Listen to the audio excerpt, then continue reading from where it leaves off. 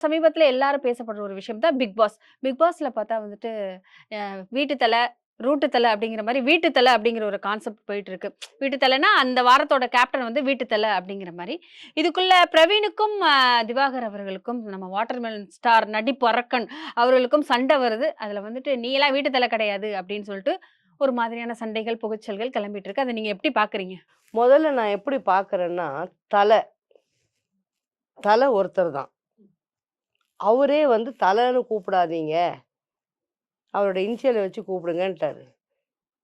இவங்கெல்லாம் யாரு தலன்னு பேரு வச்சுக்கிறதுன்னு எனக்கு தெரியல. நான் அங்க இருந்தேன்னா, யார் யாருக்கு அந்த பேர வச்சு கூப்பிடுறாங்க, அவங்க தலைங்கள இல்லாம பண்ணிடுவேன். போச்சுடா. ம். தல யாரு? தல தான் நம்ம தல தான். அவர் ஒருத்தர் தான். ஆமா. இவங்கெல்லாம் வந்து என்னத்த தல, வாலுன்னு சொல்லிட்டு பேசிட்டு இருக்காங்க. முதல்ல எனக்கு அந்த கான்செப்ட் புடிக்கல. சரி அங்க விளையாடுறவங்கலாம் எப்படி விளையாடுறாங்கன்னு நீங்க என்ன நினைக்கிறீங்க? விளையாடுறாங்க?